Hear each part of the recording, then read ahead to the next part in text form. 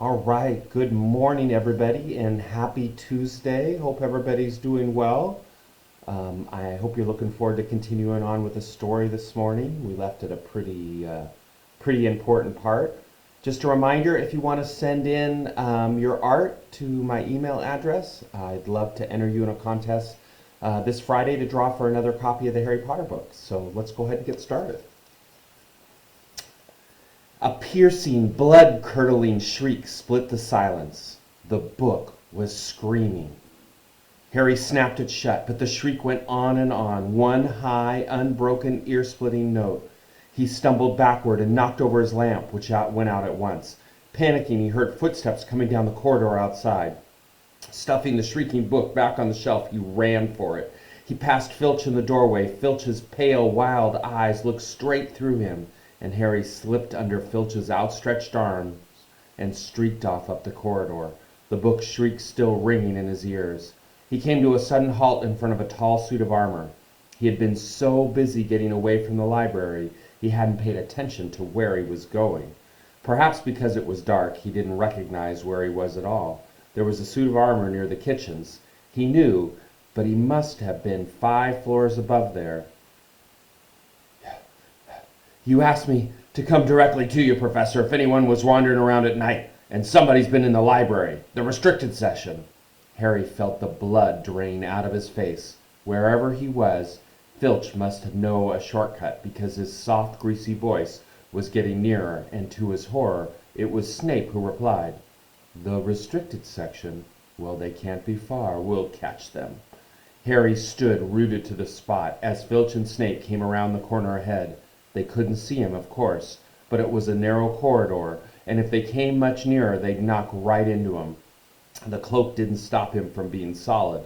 He backed away as quietly as he could. A door stood ajar to his left, and it was his only hope. He squeezed through it, holding his breath, trying not to move it, and to his relief, he managed to get inside the room without noticing anything. They walked straight past, and Harry leaned against the wall, breathing deeply, listening to their footsteps dying away.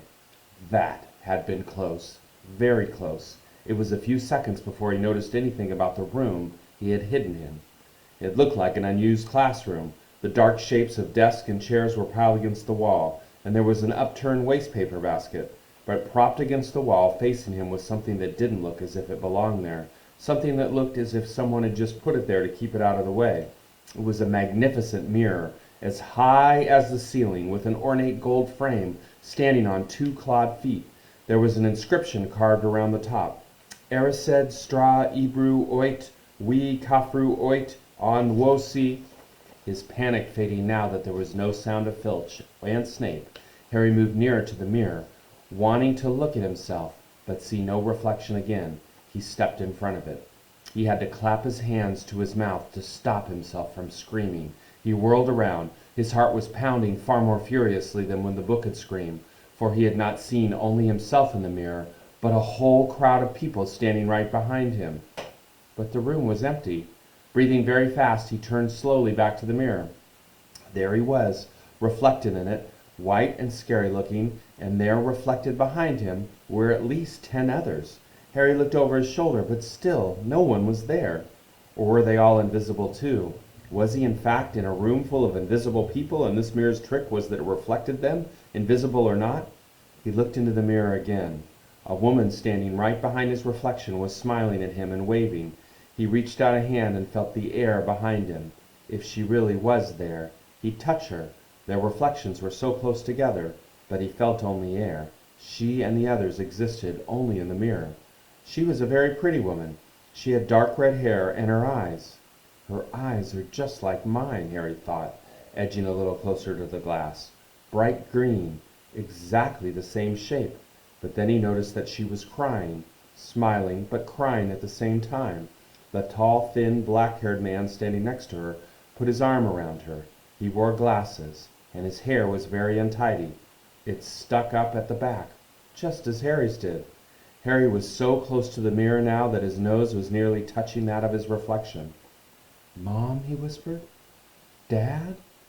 They just looked at him, smiling, and slowly Harry looked into the faces of the other people in the mirror.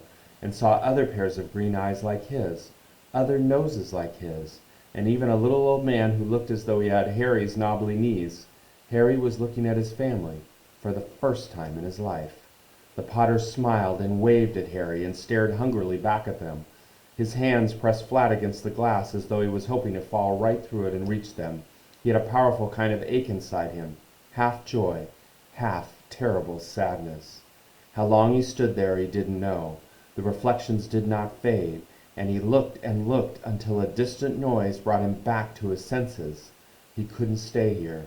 He had to find his way back to bed. He tore his eyes away from his mother's face, whispered, "I'll come back," and hurried from the room. "You could have woken me up," said Ron crossly. "You can come tonight. I'm going back. I want to show you the mirror."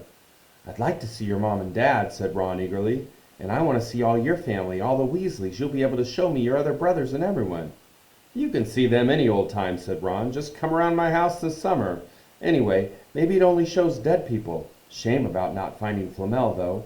Have some bacon or something. Why aren't you eating anything?" Harry couldn't eat. He had seen his parents and would be seeing them again tonight.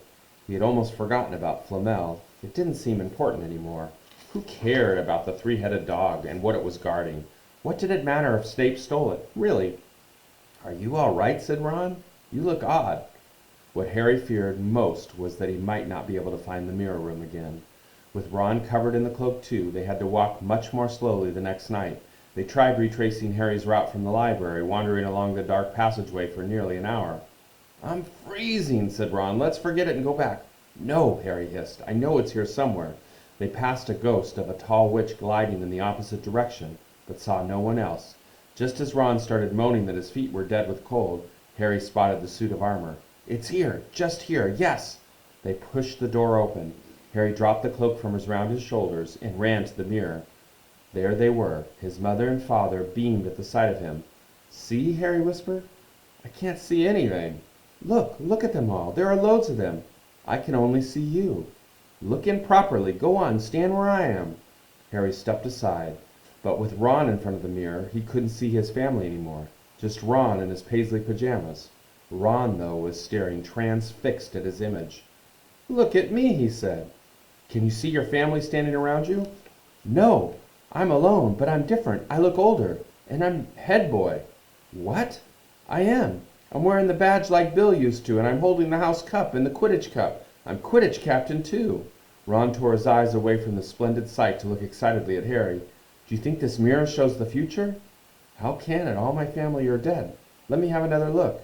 "You had it to yourself all last night. Give me a bit more time."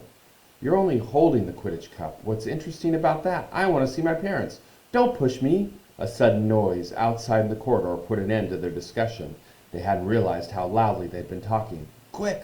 Ron threw the cloak back over them as the luminous eyes of Mrs. Norris came around the door. Ron and Harry stood quite still, both thinking the same thing. Did the cloak work on cats? After what seemed like an age, she turned and left. "This isn't safe. She might have gone for Filch. I bet she heard us. Come on." And Ron pulled Harry out of the room. The snow still hadn't melted the next morning. "Want to play chess, Harry?" said Ron. "No." "Why don't we go down and visit Hagrid?" "No, you go." "I know what you're thinking about, Harry, that mirror. Don't go back tonight." "Why not?" "I don't know. I've just got a bad feeling about it. And anyway, you've had too many close shaves already. Filch, Snape, as Mrs. Norris wandering around. So what if they can't see you? What if they walk into you? What if you knock something over? You sound like Hermione." "I'm serious, Harry. Don't go." But Harry had only one thought in his head, which was to get back in front of that mirror, and Ron wasn't going to stop him. The third night he found his way more quickly than before. He was walking so fast, he knew he was making more noise than was wise, but he didn't meet anyone. And there were his mother and father smiling at him again, and one of his grandfathers nodding happily. Harry sank down to sit on the floor in front of the mirror. There was nothing to stop him from staying here all night with his family. Nothing at all. Except... "So, back again, Harry?" Harry felt as though his insides had turned to ice. He looked behind him. Sitting on one of the desks by the wall was none other than Albus Dumbledore. Harry must have walked straight past him, so desperate to get to the mirror that he hadn't noticed him. I didn't see you, sir." Strange how nearsighted being invisible can make you, said Dumbledore, and Harry was relieved to see that he was smiling. So, said Dumbledore, slipping off the desk to sit on the floor with Harry, you, like hundreds before you, have discovered the delights of the Mirror of Erised. I didn't know it was called that, sir, but I expect you realize by now what it does. It shows me my family. And it showed your friend Ron himself as head boy. How did you know? I don't need a cloak to become invisible, said Dumbledore gently. Now, can you think of what the Mirror of Erised shows us all? Harry shook his head. Let me explain. The happiest man on earth would be able to use the Mirror of Erised like a normal mirror. That is, he would look into it and see himself exactly as he is. Does that help? Harry thought. Then he said slowly, It shows us what we want, whatever we want. Yes and no, said Dumbledore quietly. It shows us nothing more or less than the deepest, most desperate desires of our hearts. You, who have never known your family, see them standing around you. Ronald Weasley, who has always been overshadowed by his brothers, sees himself standing alone, the best of all of them. However, this mirror will neither give us knowledge or truth. Men have wasted away before it, entranced by what they have seen, or been driven mad not knowing if what it shows is real or even possible. The mirror will be moved to a new home tomorrow, Harry, and I ask you not to go looking for it. If you ever do run across it, you will now be prepared. It does not do well to dwell on dreams and forget to live. Remember that. Now why don't you put that admirable cloak back on and get off to bed? Harry stood up. Sir, Professor Dumbledore, can I ask you something? Obviously you've just done so, Dumbledore smiled. You may ask me one more thing, however. What do you see when you look in the mirror?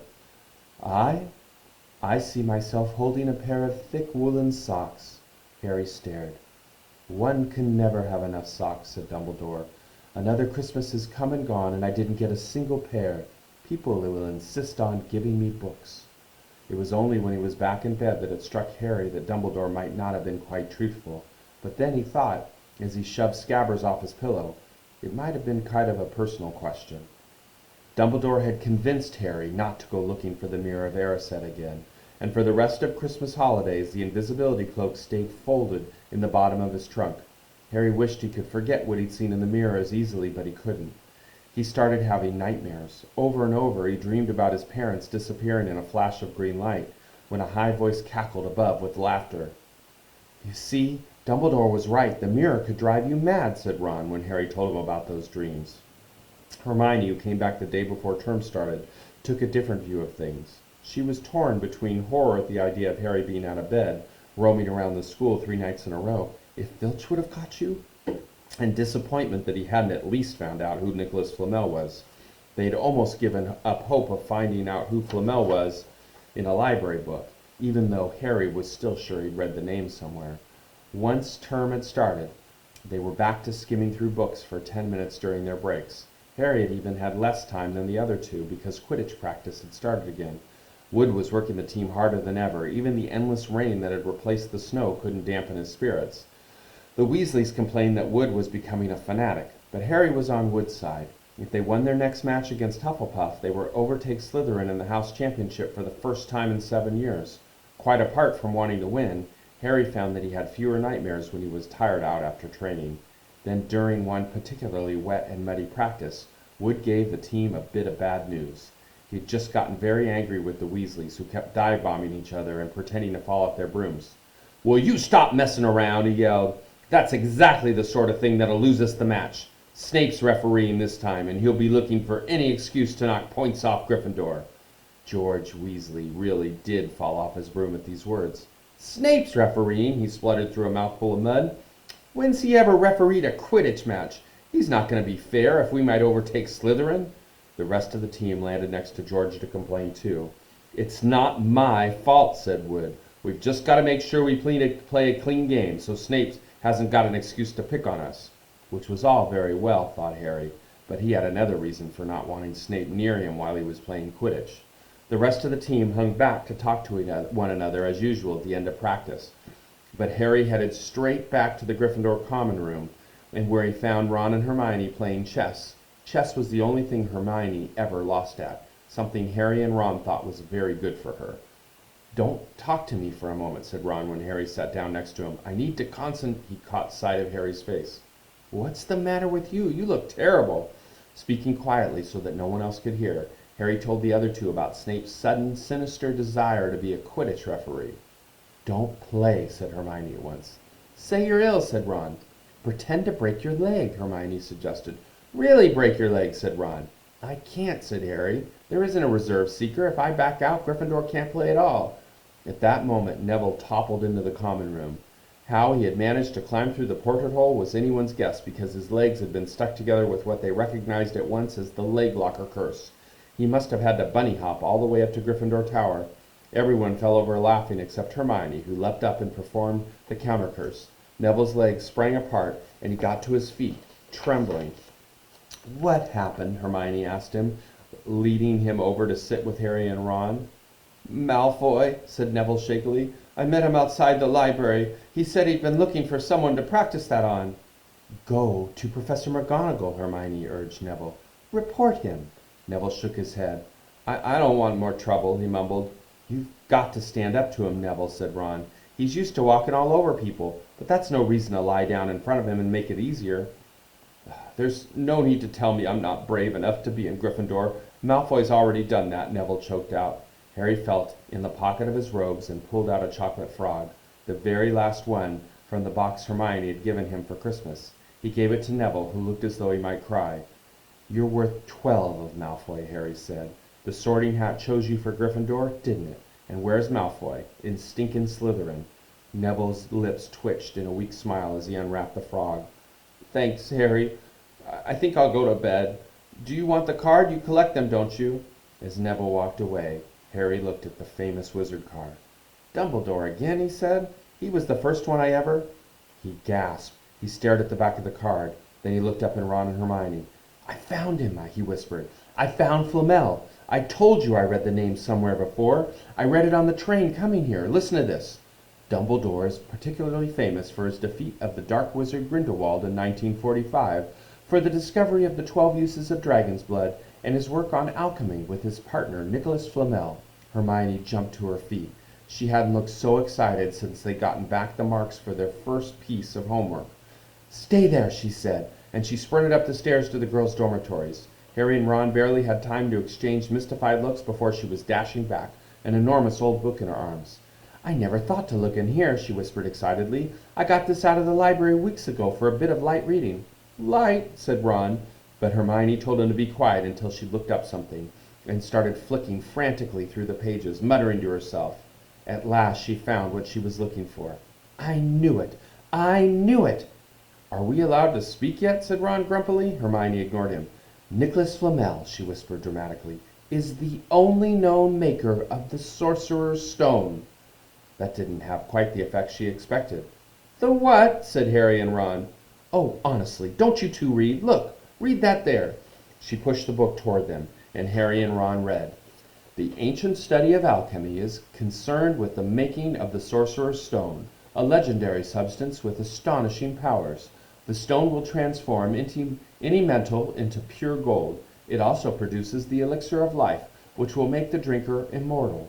There must have been many reports of the Sorcerer's Stone over the centuries, but the only stones currently in existence belongs to Mr. Nicholas Flamel, the noted alchemist and opera lover.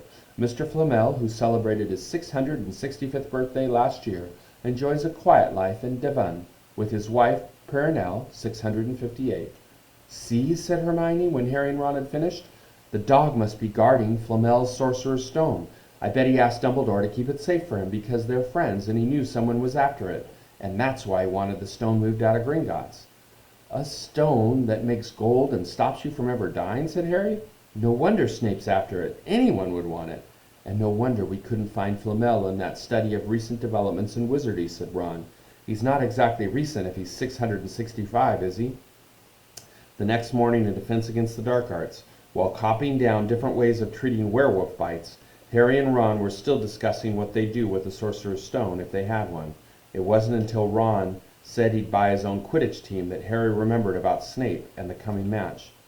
"I'm gonna play," he told Ron and Hermione. "If I don't, all the Slytherins will think I'm just too scared to face Snape. I'll show them. It'll really wipe the smiles off their faces if we win." "Just as long as we're not wiping you off the field," said Hermione.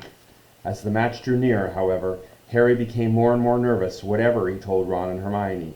The rest of the team wasn't too calm either. The idea of overtaking Slytherin in the House Championship was wonderful. No one had done it for several years, but would they be allowed to with such a biased referee? Harry didn't know whether he was imagining it or not, but he seemed to keep running into Snape wherever he went. At times he even wondered whether Snape was following him, trying to catch him on his own. Potions lessons were turning into a sort of weekly torture.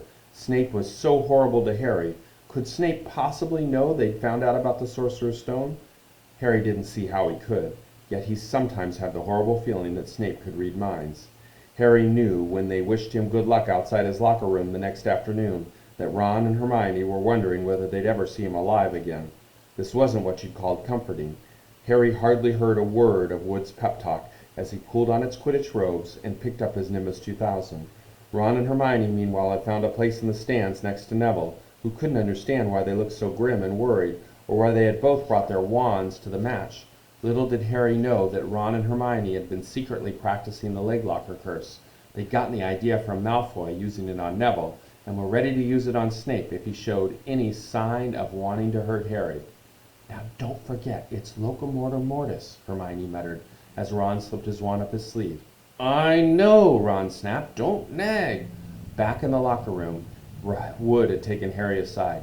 "Don't want to pressure you, Potter, but if we ever need an early capture of the snitch, it's now. Finish the game before Snape can favor Hufflepuff too much." "The whole school's out there," said Fred Weasley, peering out of the door. "Even, blimey, Dumbledore's come to watch." Harry's heart did a somersault. "Dumbledore," he said. Dashing to his door to make sure, Fred was right. There was no mistaking that silver beard. Harry could have laughed out loud with relief. He was safe. There was simply no way that Snape would dare to try to hurt him if Dumbledore was watching. Perhaps that's why Snape was looking so angry as the teams marched onto the field, something that Ron noticed too. "I've never seen Snape look so mean," he told Hermione. "Look, they're off. Ouch." Someone had poked Ron in the back of the head. It was Malfoy. "Oh, sorry, Weasley. Didn't see you there." Malfoy grinned broadly at Crabbe and Goyle.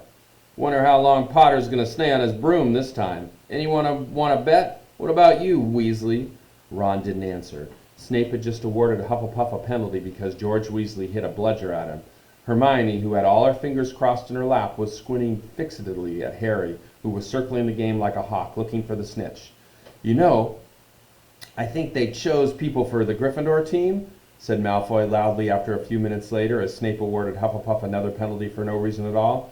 "It's people they felt sorry for. See, there's Potter, who's got no parents. Then there's the Weasleys, who's got no money. You should be on the team, Longbottom. You've got no brains." Neville went bright red, but turned in his seat to face Malfoy. "I'm worth 12 of you, Malfoy," he stammered. Malfoy, Crabbe, and Goyle howled with laughter, but Ron, still not daring to take his eyes from the game, said, "You tell him, Neville. Longbottom, if brains were gold, you'd be poorer than Weasley, and that's saying something." Ron's nerves were already stretched to the breaking point with anxiety about Harry. "I'm warning you, Malfoy. One more word." "Ron!" said Hermione suddenly. "Harry! What? Where?" Okay. We're going to stop there. We'll continue on tomorrow morning at 9 o'clock. We also have a special guest reader coming in at 10 o'clock tomorrow, so I'll let you know a little bit more about that. Hope you have a wonderful day, and thanks for tuning in today.